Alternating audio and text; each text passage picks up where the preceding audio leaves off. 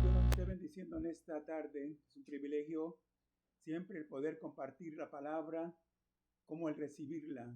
Dios, en su propósito maravilloso, permite que el Evangelio, la palabra suya, siga extendiéndose en diferentes regiones, diferentes lugares, para el conocimiento, para que llegue el conocimiento de Él a las personas y estas mismas tengan la oportunidad de buscarle, de creerle, de conocerle. Así que gracias a Dios por esta nueva oportunidad. Quiero compartir con ustedes el tema, las dificultades de la salvación. Y bueno, tenemos una cita bíblica allá en la primera carta del apóstol Pedro, en el capítulo 4, versículos 17 al 19. Leyendo estos versículos, son tres en total. Primera de Pedro, capítulo 4, versículos 17 al 19. Dije, el tema es las dificultades de la salvación. Dice así en el nombre del Padre, del Hijo y del Espíritu Santo. Porque es tiempo de que el juicio comience por la casa de Dios, y si primero comienza por nosotros, ¿cuál será el fin de aquellos que no obedecen al Evangelio de Dios? Si el justo con dificultad se salva, ¿en dónde aparecerá el impío y el pecador? De modo que los que padecen según la voluntad de Dios, encomiéndenle sus almas al fiel Creador y hagan el bien. En esta sección, y digo sección del capítulo 4, que vendría siendo a partir del versículo 12, al final de este mismo, el apóstol Pedro nos presenta el lado difícil y complicado de la salvación. ¿Quién dijera? Pero bueno, por un lado la salvación es por gracia, y claro que lo es, desde luego que lo es por gracia, es por fe. Alguien ha dicho en cierta ocasión que se requerirá un 5% de búsqueda, de acercamiento, de esfuerzo, de decisión para que una persona sea salva u obtenga de inicio, de entrada, la salvación. Pero se va a requerir el 95% restante para no la obtención, sino la conservación, la retención y el disfrute final y pleno de la salvación. Siendo así, visto de esta manera, él nos dice, el apóstol, que tenemos que pasar dificultades en el proceso de la salvación. Algunos creyentes empiezan a experimentar pues sufrimiento, padecimientos, persecución, tribulación, casi al inicio o dentro de ese inicio o al comienzo de su decisión por Cristo, por la oposición que encuentran, por la resistencia, ¿verdad? Por las críticas, en fin, por diferentes causas. Y algunos, hablando de los creyentes de los primeros años, hasta persecución. Pero algunos, sobre la marcha, en el caminar, se les pueden atenuar, pueden disminuir esas tribulaciones, esas oposiciones, pero algunos otros pudieran intensificarse, ¿verdad? Estas mismas. Bien, hay algunas preguntas que requieren respuesta acerca del sufrimiento, pero el asunto que nos ocupa y que tiene que ver con esto precisamente, bueno, está relacionado estrechamente con la salvación, con nuestra vida en Cristo, sí. Y es parte, lo que vemos aquí, que el sufrimiento es parte de la disciplina divina. ¿Por qué querría Dios usar esta estrategia o este método, esta forma para tratar con sus hijos en algún momento? Desde el Antiguo Testamento, y esto en relación al pueblo de Israel, y no una vez, muchas veces, y en el caso de ellos, con frecuencia Dios aplicó disciplina por razones obvias en cuanto a que el pueblo se rebelaba, caía en la idolatría, se alejaba de Dios, se ponía al margen de la voluntad del Señor, no hacían caso a los preceptos, a los mandamientos del Señor, y bueno, Dios tenía que disciplinarlos o los disciplinó en su momento. Un ejemplo lo tenemos allá en el libro de Amós, capítulo 9, versículo 2, capítulo 3, perdón, versículo 2, donde dice el Señor: a vosotros solamente he conocido de todas las familias de la tierra. Por tanto, os castigaré, pero notemos, dice el Señor, os castigaré por todas vuestras maldades. Ahí está. Hasta el día de hoy, bueno, en caso nuestro como iglesia, no sé si alguno nos atrevamos a aún a preguntarle, a decirle, a cuestionar a Dios en su trato para con nosotros, decir: Señor, pero ¿por qué me castigas? Señor, ¿por qué me disciplinas? Señor, ¿por qué me llama la atención? Si conscientes o debamos estar conscientes de que se deba precisamente a transgresiones, a pecados, a desobediencia delante del Señor. Pero bueno, Dios utilizó, volviendo al caso del pueblo de Israel, para disciplinarlo, el Señor empleó a gente mala. Ahí está en la lista, un tanto extensa, la lista, los filisteos, por ejemplo, los babilonios, los asirios y otros pueblos que sirvieron para pulir al pueblo de Israel, ¿verdad? En el tratamiento que Dios debía tener por necesidad para con ellos. Y él usó más de una ocasión, lo podemos ver en la historia de este pueblo de Israel, a los pueblos hostiles para castigar a quien pues era su pueblo elegido, el pueblo de Israel. Una de las preguntas que pudieran surgir aquí es que si cualquier sufrimiento, es la pregunta, cualquier sufrimiento contribuye al propósito divino. La respuesta es no. No precisamente.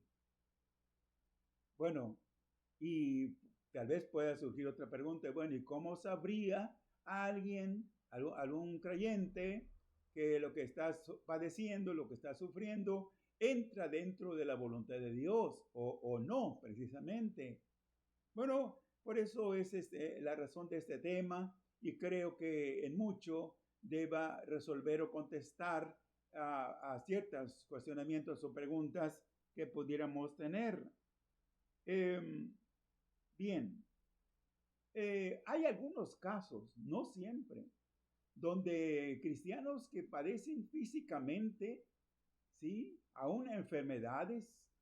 Tomemos el caso de, bueno, trasladándonos otra vez al tiempo de los patriarcas, por ejemplo, en el caso de Job, que fue por permisión de Dios. En el caso del apóstol Pablo, ya dentro del Nuevo Testamento, también Dios así lo permitió, que ese aguijón en su carne, ¿verdad?, lo afligiera, no sé con qué frecuencia, pero dice el apóstol que sí, ¿verdad? Era un aguijón que allí estaba, lo afligía. Con qué intensidad no sé, con qué frecuencia no sé, pero causó aflicción durante el ministerio del apóstol Pablo, aunque él da una razón, concluye Pablo diciendo, consciente ya de que esto, para que él no se llenara de orgullo, no se llenara de soberbia, debido a las muchas revelaciones, ¿verdad? Y privilegios, bendiciones que Dios le había concedido en cuanto al conocimiento espiritual. Bien, pero viendo aquí versículos antes de donde nos hemos detenido, aquí en 1 Pedro capítulo 4, pudiéramos identificar, allí se identifican dos tipos de sufrimiento. Aquí en los versículos 12 al 16, es cuestión de ir siguiendo la lectura. Dice así en la palabra: amados, no os sorprendáis del fuego de prueba que os ha sobrevenido, como si alguna cosa extraña os aconteciese, sino gozaos por cuanto sois participantes, notemos, gozaos por cuanto sois participantes de los padecimientos de Cristo, para que también en la revelación de su gloria, es decir, cuando Él venga por su pueblo, dice, os gocéis con gran alegría. Si sois vituperados por el nombre de Cristo, aquí encontramos esta clase de sufrimiento. Si sois vituperados por el nombre de Cristo, sois bienaventurados. Notemos la bendición incluida de por sí aquí, ¿verdad? Con sufrir. Sois bienaventurados porque el glorioso Espíritu de Dios reposa sobre vosotros. Ciertamente, de parte de ellos, de parte de los opresores, o de parte de los malvados, o de parte de los quienes los afligían o perseguían, sí, Él es blasfemado, pero por vosotros es glorificado. Así que me detengo para considerar rápidamente que el sufrimiento, que es de acuerdo a la voluntad de Dios, glorifica el nombre de Dios. Es para que el Señor sea exaltado, Él sea glorificado. Pero aquí en el versículo 15 cambia el enfoque, cambia la situación, porque dice, así que ninguno de vosotros padezca como homicida o ladrón. Ahí las cosas son diferentes, completamente diferentes.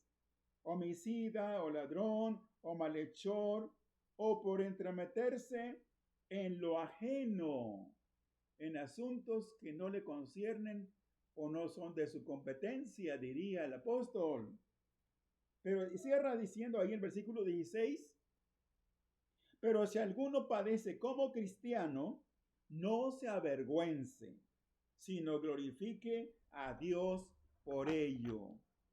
Por supuesto, esto no es nada sencillo, no es nada fácil, ¿sí? Porque quien está sufriendo, quien está padeciendo en cierta medida, con cierta intensidad, si está siendo afligido en su cuerpo, en su vida, ya sean persecuciones o de otro tipo. A veces no hay tiempo o no está el ánimo como para decir gracias, Señor, por esta aflicción, gracias por este dolor, gracias porque soy perseguido o mal visto por causa de tu nombre. No sé con qué frecuencia se nos puede olvidar, o por centrarnos en el sufrimiento mismo se nos olvide, ¿verdad? O tengamos poco ánimo, poca capacidad de respuesta para glorificar el nombre de Dios en medio de los padecimientos, en medio del sufrimiento. Lo cierto es que, bueno, ya mencioné el caso del pueblo de Israel, pero los primeros cristianos, y ahí tenemos algunos ejemplos, cuando Pedro está escribiendo a los creyentes, en mucho pues está escribiendo a creyentes que fueron mal vistos, perseguidos, fueron echados de sus casas o de sus territorios, ¿verdad? Y que tuvieron que huir, fueron perseguidos. Otros al convertirse, decía, y tomo el caso, por ejemplo, de los de Tesalónica, donde a partir de que ellos se decidieron por Cristo, prácticamente empezaron a padecer y a sufrir persecución o tribulación, como lo dice el apóstol Pablo, ahí en el capítulo 1 de la primera carta a los tesalonicenses, ¿sí? Pero una cosa es cierta entre otras. Dios pone a prueba el carácter del creyente por medio de este método. Sí, tal vez a estas alturas y después de años de militancia en el camino de Dios, nos parezca un tanto extraño, ¿verdad? Escuchar esto o enterarnos o reconocer que así está haciendo, ¿verdad? Pero lo que tenemos aquí y hemos leído en el versículo 17, ¿sí? Porque es tiempo, ahí está, versículo 17, porque es tiempo de que el juicio comience por la casa de Dios. Cuando dice ahí casa de Dios, se refiere a la familia de Dios. En este caso, la iglesia de Jesucristo, los creyentes que pertenecemos a su cuerpo espiritual. Así que ahí comienza. Dios pone su atención muy especialmente y en primer lugar, ¿verdad? Para disciplinar a los suyos. Y esto no por si acaso. No, para nada. Dios no se equivoca en su omnisciencia. Él lo sabe, lo conoce todo, ¿verdad? Y dejará de saber el Señor quiénes, ¿verdad? Están sufriendo por causa de la voluntad de Dios, ¿sí? O dentro de la voluntad del Señor, y quizás algunos no.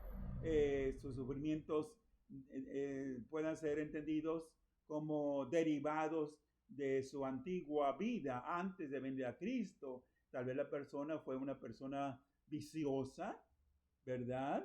Y esto ahora, ya en Cristo, ya en el Señor, que el Señor le puede sanar, sí.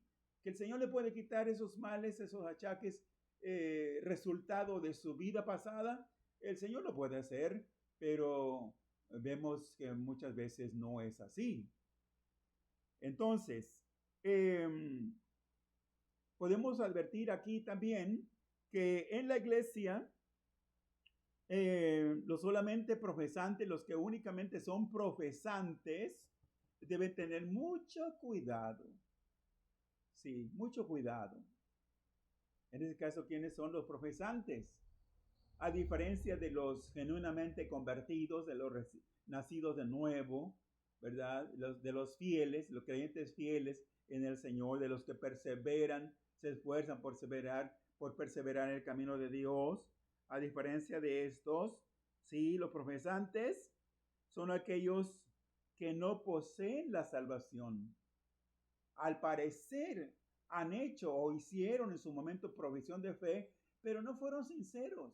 No lo hicieron de corazón, ¿sí? Solo porque alguien les sugirió o porque alguien le recomendó, o por cuestiones o nexos o relaciones familiares, ¿sí? Dice, bueno, pues voy a aceptar, pues mi papá, mi tío, mi abuelo están en esto, pues yo también voy a decir que acepto. Eh, Esos son los profesantes, los que falsean, los que disimulan, ¿verdad? Que hacen profesión de fe, pero en realidad no es así. Los que no tienen una naturaleza nueva, sí, los que no han experimentado la obra interna del Espíritu Santo en sus vidas y que se puedan advertir desde ya, ¿verdad? Las evidencias que dan de señales realmente de cambios, de estar dando o comenzar a dar fruto como el Señor espera de ellos. Así que el profesante, a diferencia del verdadero y genuino creyente, es aquel que finge ser cristiano, aparenta ser cristiano, se aprende todo lo que tiene que ver con la liturgia, las costumbres, los hábitos, el vocabulario, de los cristianos y pues al parecer lo está haciendo bien. Al parecer, de manera superficial, tiene algunos progresos y se aprende porciones de las Sagradas Escrituras, pero no es un creyente verdadero.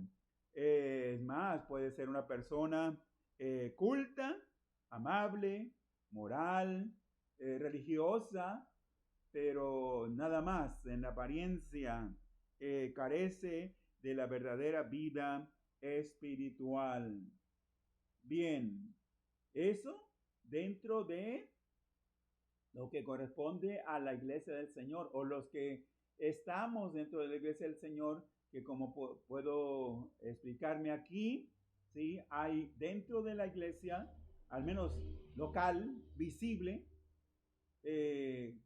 creyentes, tanto genuinos como falsos. ¿Qué se propone Dios? ¿Qué se propone Dios por medio del sufrimiento? Bueno, debemos poner atención todavía a esto y bueno, saber que el cristiano de por sí sostiene su diario conflicto, un diario conflicto, triple conflicto.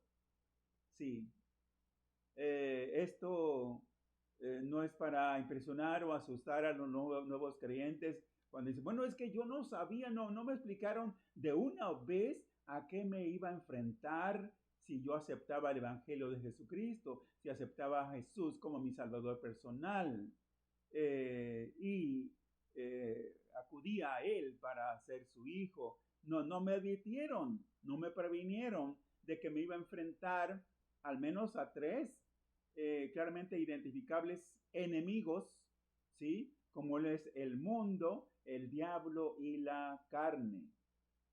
Sí, hay tres enemigos nuestros, ¿sí? Con los cuales tenemos que lidiar. Y esto, ¿sí? Puede ser clasificado dentro de e incorporado, incluido dentro de las pruebas que el cristiano pudiera estar o estemos padeciendo. ¿Sí? ¿Por qué? Y son enemigos reales. Cuando decimos el mundo, yo me refiero aquí particularmente al sistema de maldad, ¿sí? Impuesto por el enemigo de nuestras almas y que, bueno, no me refiero, cuando digo mundo, no me refiero al aspecto físico, a la creación física, sino al sistema de maldad que prevalece, que es notorio, muy notorio, y más hoy en este tiempo, y que prevalece en el ambiente, sí, en los asuntos de este mundo, sí. Y bueno, el enemigo nuestro, acérrimo enemigo, que pues toda vez que alguien se decide por Cristo y se coloca, se pasa del lado correcto, del lado de la luz, ¿verdad? Para caminar con el Señor, ¿verdad? Pues debe saber que a partir de que toma una decisión por el Señor Jesús, a partir de ese momento, ¿verdad?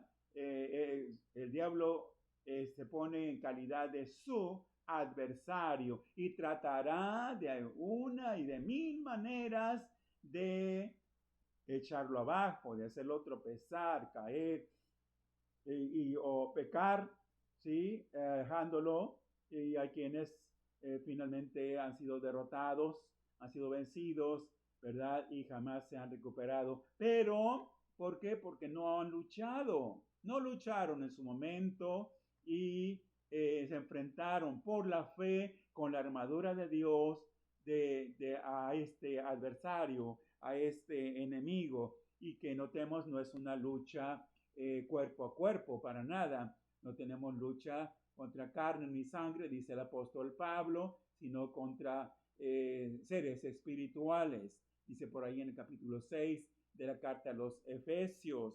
¿Y qué decir de nuestra naturaleza carnal?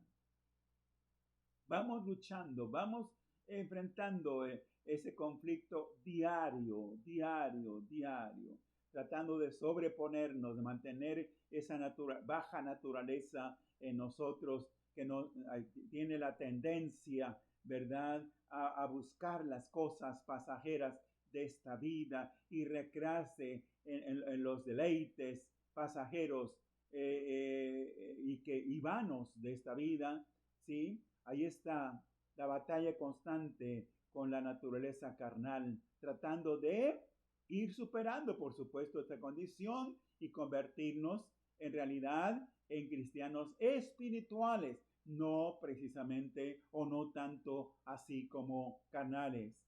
Sí, entonces, ya en este diario batallar, ¿sí? En la vida del cristiano, que tenemos muchos motivos y razones, sobre todo, para ser felices, para ser considerados como bienaventurados. Sin embargo, es una lucha constante. De esto debemos estar conscientes, o más que conscientes. Entonces, Dios se propone, por medio de la disciplina, por medio del sufrimiento, desprender, quitar de nosotros esa escoria, ¿verdad? Esas imperfecciones, en unos más notorias que en otros, pero arrancarlas de nuestra vida mediante la disciplina, mediante el sufrimiento, para que vayamos en pos, ¿verdad?, sin detenernos hacia la perfección. Sí, todo lo que es malo, todo lo que es pecaminoso en nosotros debe ir siendo quitado. Y el método de Dios es la disciplina. Todos tenemos que pasar por el escrutinio de la omnisciencia divina, ¿sí? Tenemos a un Dios santo y Él no se conforma con menos, ¿verdad? Tenemos el mismo apóstol Pedro en otra parte, dice que, bueno, si conocemos al Dios santo, ¿verdad? Si creemos en Él, si somos sus hijos, nosotros debemos también aspirar legítimamente a la santidad. Ahora, esto no significa, ¿verdad?, que haya alguna duda en cuanto a la suficiencia de la salvación. Pensando aquí que algún nuevo creyente se empiece a preocupar y aún a alarmar, preguntándose, bueno, ¿y qué está pasando? Yo creí que hacerse cristiano, convertirse a Cristo, pues era un estado nuevo, diferente, y por supuesto que lo es, ¿verdad? Pero donde habría ausencia total, ¿verdad?, de padecimientos o de sufrimientos. Ya estamos tratando de explicar ahora que no es así. Los sufrimientos, los padecimientos, sobre todo si son y están dentro de la voluntad de Dios, son parte de nuestra andadura espiritual. Está incluido el sufrimiento. Esto no debe alarmarnos, ¿verdad?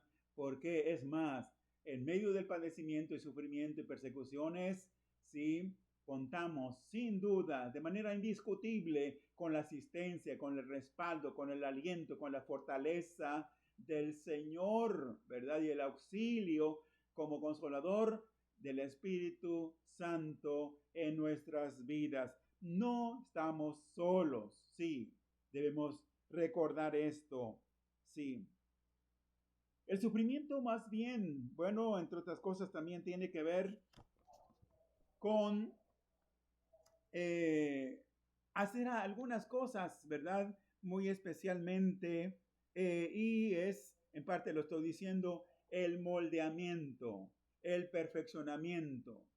Sí, Dios quiere, Dios se propone eso precisamente, ¿verdad? Hacer esto en nuestras vidas. Esto es, ¿verdad? Necesario para alcanzar la perfección. Sí. Eh, ¿Por qué querría Dios utilizar este método?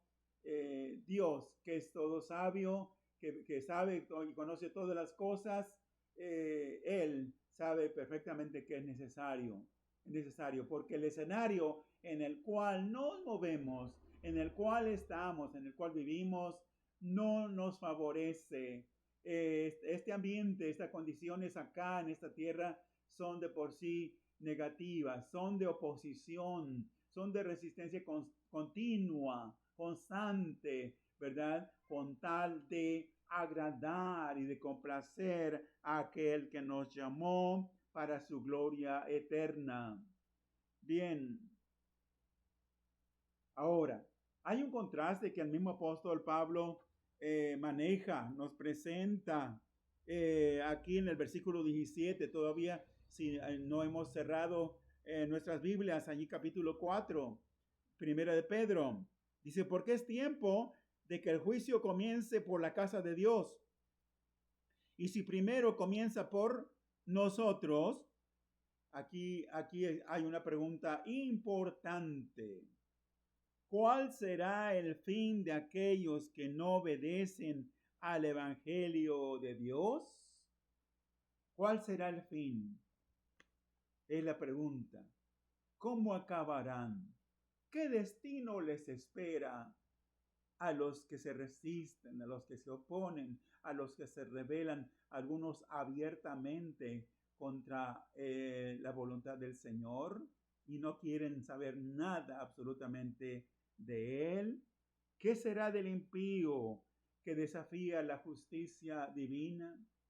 ¿Qué será de los que están apartados de la verdad de Dios, que se han dejado confundir, enredar en filosofías extrañas, en herejías, en doctrinas falsas, después de haber militado, después de haber caminado en la verdad?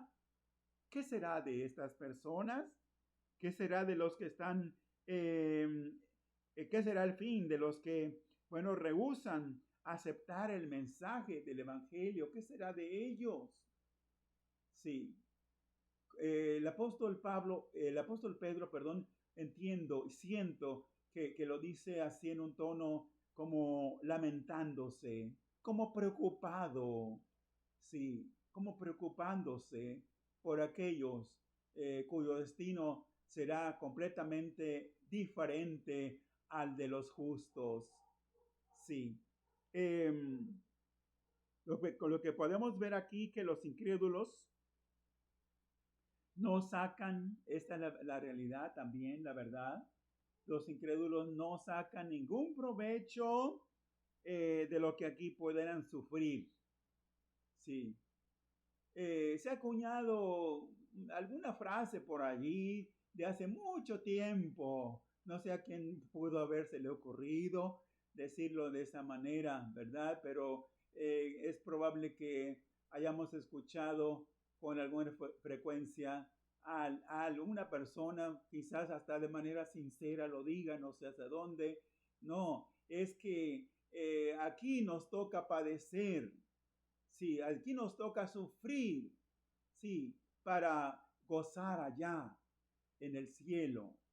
Eh, Esto no se da de manera automática, esto no tiene respaldo escritural, no tiene sustento en la palabra de Dios, visto así, de esta manera. No. Únicamente el sufrimiento que está de acuerdo a la voluntad de Dios, a los propósitos divinos, es el único que tiene validez y recompensa aún en la eternidad. ¿Sí? Así que conviene. Lo digo también con cierto pendiente, cierta preocupación, que las personas que han creído eso por años, que lo que están sufriendo aquí, únicamente eso, sin preocuparse por buscar a Dios, por supuesto. Y dice, bueno, es que yo estoy sufriendo aquí mucho, sí, pero ya estoy pagando aquí con padecimientos, con sufrimientos y enfermedades, estoy pagando todo para que allá ya nada más disfrute yo de la estancia en la presencia de Dios. No, la verdad no es así, no es de esa manera. ¿Qué quisiéramos o qué quisieran muchas personas, verdad? Sin tener que asumir el compromiso que Dios quiere, ¿verdad? De restablecer una relación con Él, de reconciliarse con Él, de ahora sí pagar el precio, de tener que renunciar a la maldad, al pecado, a las cosas mundanales, ¿sí? Con tal, ¿verdad? De aceptar lo que Dios ofrece como una dádiva, ¿sí? Como un regalo. Me refiero a la salvación, al perdón de nuestros pecados y por supuesto al disfrute de una nueva relación como hijos de Dios. Sí, ahí está esta situación. Los incrédulos, sí, los que rechazan la verdad, están expuestos a la ira de Dios. Sí, no importa, insisto, lo que aquí puedan estar sufriendo, ¿verdad? Pero están expuestos si no hacen los arreglos convenientes y oportunos que deben hacerse, es decir, volverse a Dios, arrepentirse de sus pecados y buscar al Señor, creer en Él, están expuestos a la ira de Dios y su juicio final se desembocará en la separación eterna de la presencia de Dios. No disfrutarán para nada, ¿verdad? No gozarán de las delicias del cielo, sino en un lugar, en un sitio totalmente diferente. Esto es la condenación eterna. En conclusión, podemos ver que es necesario tener en cuenta, enfatizando ya algunas cosas, recalcando algunas cosas, debemos tener presente que los cristianos fieles también sufren. Sí, esto es así. No es de otra manera. Quisiéramos que fuera de otra manera. Pero ¿por qué sufro? ¿Por qué padezco? Si por más que yo me esfuerzo, me estoy esforzando, estoy luchando por agradar, por buscar a Dios, por obedecerle, ¿por qué sufro? La respuesta es que aún los cristianos, por más fieles que sean, sufren algunas cosas. Aquí ya lo hemos explicado, ¿sí? Pero, bueno, también entender que si sufrimos, debemos sufrir por la causa que Dios quiere. Ya he mencionado, hay un tipo de sufrimiento que no tiene ningún beneficio, ninguna utilidad, y esto, por si hace falta recalcar el versículo 15, dice: así que ninguno de vosotros padezca como homicida o ladrón o malhechor o por entrometerse en lo ajeno. Sí, ese tipo de sufrimiento no ayuda, no sirve absolutamente para nada.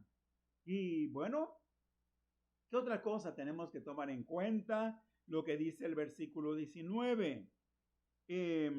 Aquí dice: de modo que los que padecen según la voluntad de Dios encomienden sus almas al fiel Creador, pero añade, y hagan el bien, sigan practicando el bien. Es decir, no tiene por qué haber un retraimiento. Es decir, bueno, para no padecer, para no sufrir, para que la gente no me persiga, no me critique, no me cuestione, ¿verdad? No hable mal de mí, pues yo no haré la obra de Dios. No voy a practicar el bien porque cuanto más lo hago, más estoy sufriendo el rechazo y la tribulación. No, dice la palabra, y así está escrito, ¿verdad? Que debemos entender que si sufrimos, debemos sufrir por la causa correcta, por aquello que Dios quiere, y tomar en cuenta que mientras tanto y seguimos practicando el bien, sí, que es lo que debemos buscar, estar dentro de la voluntad del Señor, y debemos confiar, esto es importante, debemos confiarle a Él nuestras almas. Nuestros adversarios, nuestros enemigos, pudieron hacer y han hecho históricamente con muchos cristianos. La lista es larga. Y esto hablando de los primeros años, los primeros siglos del Evangelio, persecuciones, martirio, el Coliseo Romano, las catacumbas, cuántas cosas sufrieron muchos cristianos devorados ahí por las fieras en el Coliseo Romano, pero por causa del Señor, por el Evangelio de Jesucristo, sí, pagando un precio altísimo, ¿verdad? Pero también la recompensa muy grande, muy alta, muy preciada de parte de Dios para sus vidas, sí. Y esto, ¿verdad? Tomando en cuenta que Dios tiene un propósito, y decía, lo único que nuestros adversarios no pueden hacer en última instancia es matar el alma. No temáis, dijo el Señor, no temáis a aquellos que matan el cuerpo, pues el alma no la pueden matar. Si alguien o algunos han llegado, o muchos tuvieron que llegar, y en este tiempo en algunos países hostiles están llegando hasta el martirio, hasta ser martirizados, ¿verdad? Pues sus opresores se han enseñoreado de sus cuerpos en última instancia, nada más de sus cuerpos, pero sus almas permanecen intocables delante del Señor, y la recomendación está, ahí está. Encomiéndenle sus almas, los que están sufriendo persecución, opresión, o están en riesgo sus vidas físicas, encomiéndenle, mientras siguen practicando el bien, encomiéndenle sus almas al Señor. Tengo versículos finales en 1 Pedro igual, pero capítulo 2, versículos 20 y 21, y con esto cerramos esta exposición, donde dice, y tomé de la NTV, Nueva Traducción Viviente, estos versículos. Dice así: es obvio que no hay mérito en ser paciente si a uno lo golpean por haber actuado mal. Pero si sufren por hacer el bien y lo soportan con paciencia, Dios se agrada de ustedes. Pues Dios los llamó a hacer lo bueno, aunque eso signifique que tengan que sufrir, tal como Cristo sufrió por ustedes. Él es su ejemplo y deben seguir sus pasos. Es así como en este no extenso, pero sí valioso recorrido hemos visto, ¿verdad? Hemos encontrado, yo espero que sí, con la ayuda de Dios y el auxilio del Espíritu Santo, respuestas al sufrimiento, a lo que padecemos, y también respuestas en cuanto a que tenemos dudas o cuestionamos algún tipo de sufrimiento que sabemos o sentimos no está dentro del propósito divino, pues es bueno también reconocerlo, admitirlo, ¿verdad? Y procurar, sobre todo, agradar a Dios. Que la palabra de Dios esté llegando a sus vidas, a sus corazones. Es mi deseo, es mi oración, y que el propósito de Dios cada día se cumpla en sus corazones, y que Dios haga resplandecer su rostro sobre cada uno de ustedes, trayendo más y mejor entendimiento por la palabra suya, por la palabra de Dios, y por la instrucción y el consejo de su Espíritu. En el nombre de Jesús. Amén y amén.